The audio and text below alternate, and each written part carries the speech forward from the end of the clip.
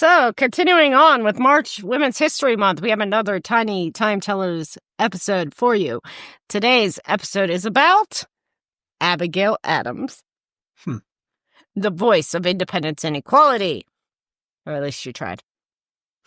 Welcome to Time Tellers, where we explore the lives of history's remarkable figures. Today, we're diving into the life of Abigail Adams, one of the most influential women in early American history. She was more than just the wife of President John Adams, and more than the mother of President John Quincy Adams. Abigail was a pioneer for women's rights, a trusted advisor, and a force behind the revolutionary spirit of her time. Let's step into the life of this incredible woman, examining her early years, her contributions to the American Revolution, and her enduring legacy. Born on November 22nd, 1744, Weymouth, Massachusetts, Abigail Adams grew up in a time where formal education for women was rare. Abigail was born Abigail Smith to a prominent family. Her father, William Smith, was a congregational minister, and her mother, Elizabeth Quincy Smith, came from a respected Quincy family. Growing up in a politically active and religious household, Abigail was exposed to discussions on religion, politics, and philosophy, which sparked her intellectual curiosity. Although she didn't receive formal schooling, Abigail was a voracious reader and educated herself by reading her father's extensive library, which included works of Shakespeare, Milton, Pope, and other classic writers.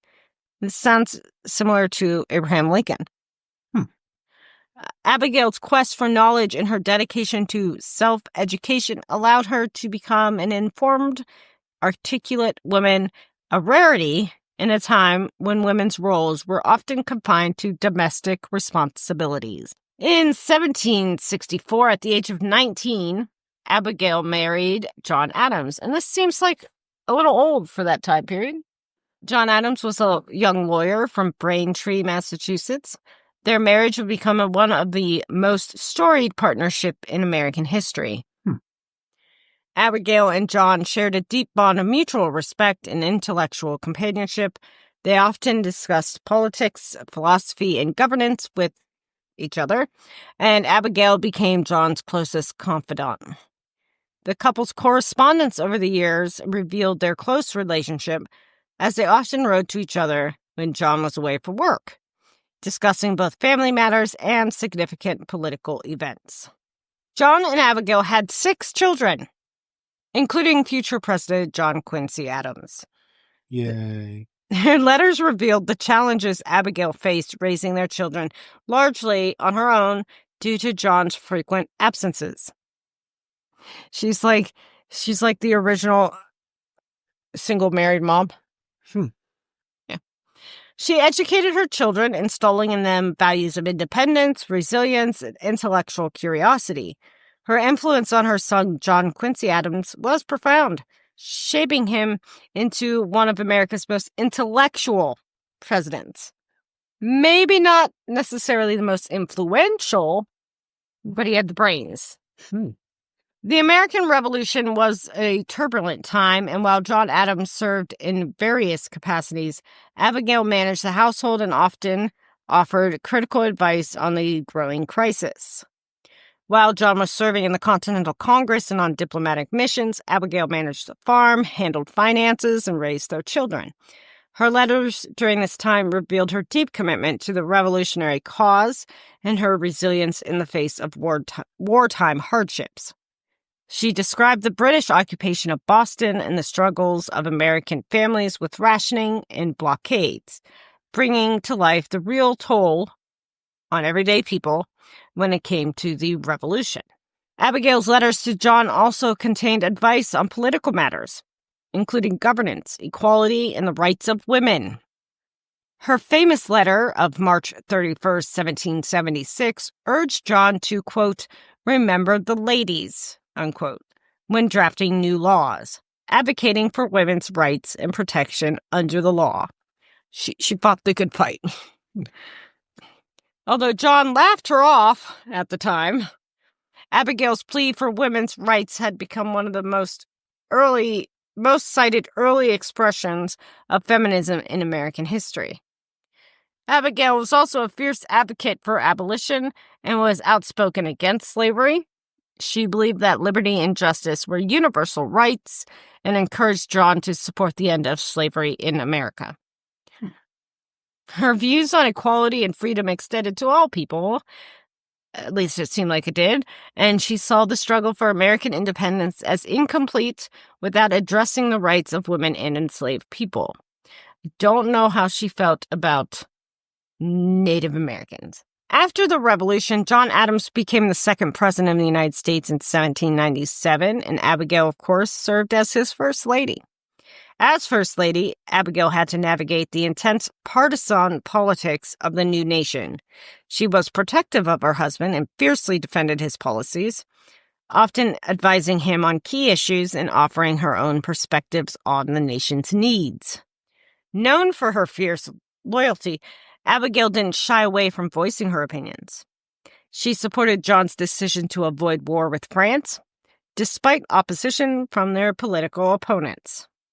Abigail became the first First Lady to live in the White House, then known as the Executive Mansion in Washington, D.C.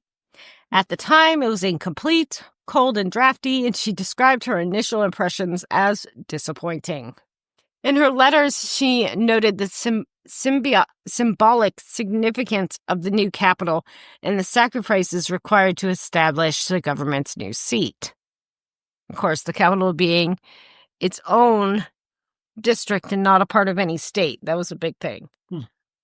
After John's presidency ended in 1801, the Adams retired to Peacefield, their family farm in Quincy, Massachusetts, where Abigail continued to be a force in her family's life and local community.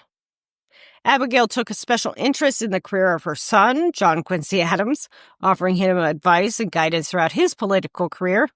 She encouraged him to uphold principles of honor, duty, and justice. John Quincy Adams would later credit his mother with shaping his values and intellectual pursuits, underscoring her lasting influence on American politics. Because again, this is one of the two father-son duos we've had. And who is the other one again? Bush Sr. and Bush Jr. Really? Yes. Yes. I didn't know that was the case. I thought one was just called W. Right. Abigail Adams passed away on October 28, 1818, leaving behind a legacy as a fierce advocate for education, equality, and liberty. Her letters, over 1,000, which did survive, offered invaluable insights into the American Revolution, early American politics, and her pioneering views on women's rights and abolition. Abigail remains a powerful symbol of female intelligence, resilience, and advocacy. Her calls for equality, particularly her request to, quote, remember the ladies, unquote, have made her a revered figure in the women's rights movement and an inspiration to those who seek justice and equality in America today. Abigail Adams' influence goes beyond her role as wife and mother. She was a visionary who shaped American values and contributed to the country's founding ideals. Or she at least attempted to put the word woman into the Constitution. Failed, but she tried. Abigail Adams was a remarkable woman whose strength, wisdom, and advocacy left a lasting impact on American history. Her voice still resonates today, and part of that is because she was such a prolific writer. There are still thousands of her letters that exist, her and John's and hers to other people. Thanks. That's all the time we have for this tiny time tellers. So anyways, thank you for joining us today on this tiny time tellers episode regarding Abigail Adams.